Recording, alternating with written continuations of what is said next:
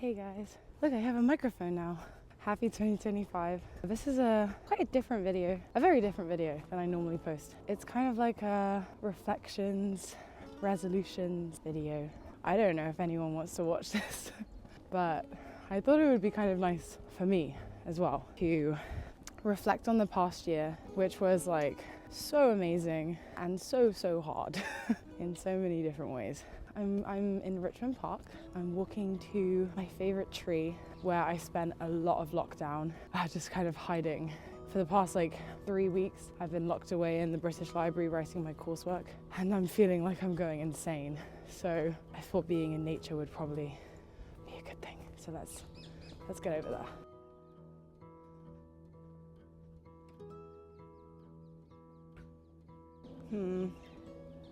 I may have stumbled into a problem. It's not normally so grown over. Also, I'm wearing a long coat because it's like -1. But I have to wear a skirt because on New Year's Eve, I fell over and grazed my knee, which is like, oh, well, you grazed your knee, shut up. But it really hurts. I think it's because I keep bending it. It's not healing. And every time I put a plaster on it and have to take the plaster off, the scab comes off with the plaster, which is kind of gross, sorry, but it's just not healing. So I thought today if I just wear a skirt, then maybe it can air dry. Let me show you my tree. Look how pretty. Look, everyone always makes dens there. Yeah, it is this one. You want to know why it's this one? Because look at this little slot here and this little slot here. It's the perfect place to slot my butt. And look at this little stream. Right, let me find someone to set you up.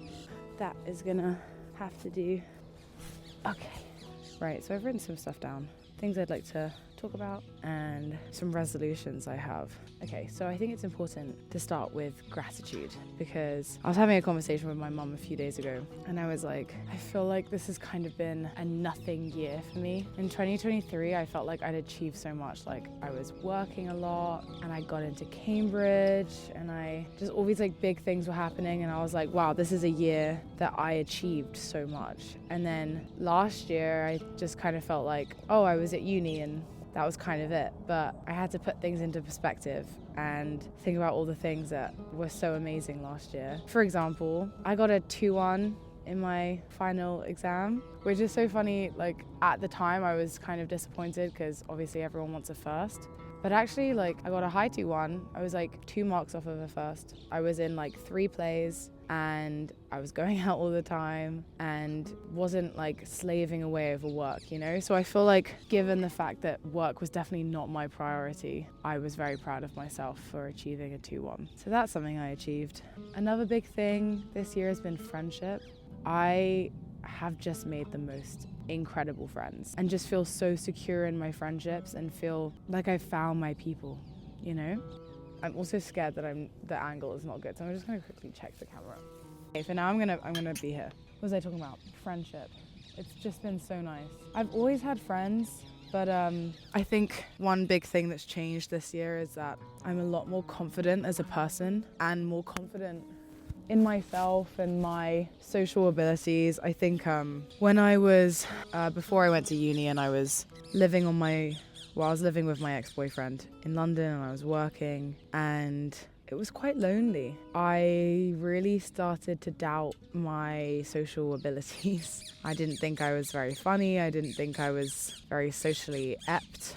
I think it was for multiple reasons that I started to feel like that. But then I got to university and I was kind of separated from that environment and I was like, oh, I do know how to do this. I do know how to talk to people and I am funny and I am confident and that was huge for me. And I think because I was finally in a place where I was confident, I could bring good energy to relationships and in turn find people who also brought good energy to me. And so I think I was finally having very equal relationships, which has just been so fulfilling, so amazing. And I'm so grateful about that. Okay, hope you're rocking with this. What now? We were talking about friendships. And also just being at Cambridge. I mean, what the hell? It's such a pinch me moment. It's so beautiful. I mean, guys, it's not a joke. Like, it's really hard. But you're just around so many cool, smart people, and everything's so pretty, and there are so many opportunities, and it's so cool. I'm grateful for that. I made it through. A big thing that I kind of wanted to talk about, this is way more personal than I usually go on my YouTube channel. I normally try to keep it like quite separate to my personal life, but I wanted to quickly talk about relationships, like romantic relationships, because a big resolution of mine was to kind of change my outlook on relationships and my approach to relationships and the way that I kind of centralize them in my life. So let's get into it. So I went through a breakup pretty much when I started Cambridge, but without going into too much detail, we basically kept seeing each other for another year and didn't actually go no contact until only a few months ago. A couple of things about that. One, last year was hard because breakups are hard. So the end of the year was there was a lot of sadness. I mean, it didn't overcloud all the good things that were happening in my life. It didn't make me a shell of a woman who had to stay in my bed all day, but you know, breakups suck. I'm not the first person in the world to go through a breakup. I was surprised by how hard it hit me, and also kind of embarrassed. I was embarrassed to be sad. I was embarrassed to still not be over this. And then I had to kind of be kind to myself and be like, hey, you're allowed to be sad over a 4-year relationship ending. And I was 18 when I got into that relationship, and I'm now 23. That's a big chunk of time, and really a really crucial, important time of your life, you know? I was reflecting on that and just letting myself be kinder to myself and letting myself go through the motions. And it's been a couple months now, and I can feel myself, you know, getting out the other end. You know, still hurts sometimes. But then when we broke up the first time, it was, like I said, the first time I'd been single since I was 18. So I was so excited to date again and so excited to be single and free and silly. I think I just started being okay with not having a lot of boundaries in terms of like, oh, am I kissing you because I actually like you or because I just want to feel a bit of validation right now? And I think that's led to some very silly decisions. But I realized how much I was thinking about oh, is this I'm going on a date with this person, or why isn't this person texting me back? And it just took up too much of my time. And not even that, it was more just reflecting on why do I feel why do I want to do this? It wasn't because I was actually falling in love with people. It was because I was just craving validation from someone. I think that came partly from you know, going through my single phase, partly from being slightly insecure about being single and not being in a relationship anymore and rediscovering who I am as a single person. But also just, I've clearly got some stuff to work on if I need validation from men that much. So this year my resolution is to really change my perspective on relationships and to respect myself and to only even consider dating someone if I'm oh, I'm head over heels for you. I have a massive crush on you. I really feel like we have a connection, and not feel offended if something doesn't work out. I don't know. It was a big learning lesson last year. I feel like I had to go through it to come out the other side and be let's not do that again. You know what I mean? That was long-winded, sorry. But that was a big thing that I reflected on this year. So these are the proper resolutions now. Routine. Apple, you need a routine. Stop going to bed at 2, waking up at 11. It's so silly. I need to stop. I want to be in bed. If I'm not going out, I want to be in bed by 11 and wake up at 8. Go to all my lectures.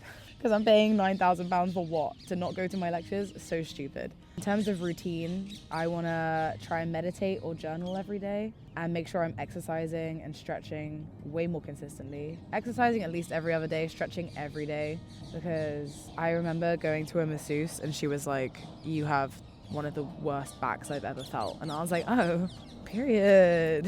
What you're saying is I win at something, right?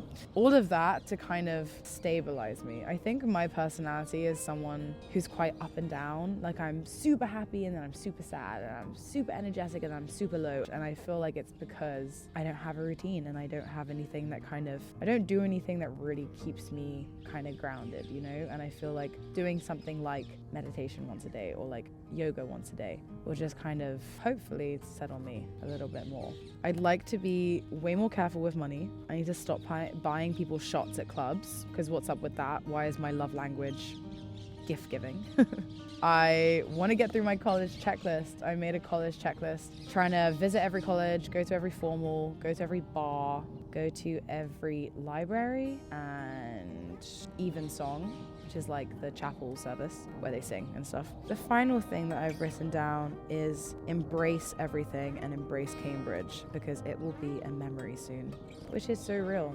I mean, first year flew by so insanely fast, it was terrifying. And I feel like when you're at Cambridge, like the terms are so short and intense. I mean, it's the same thing for life, right? Like life is intense, and it's so easy sometimes to forget to just like be present and be like, oh my god, I'm living this right now.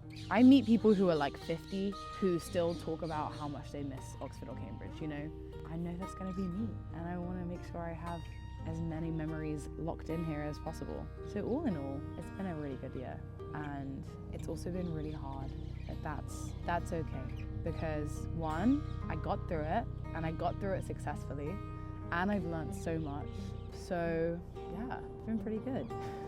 Oh, and one of my resolutions is to post more on YouTube as well, and that will come with routine.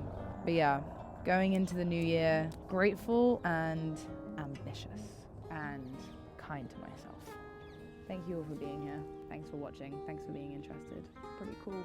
I hope you have an amazing 2025, and I'll see you in the next one.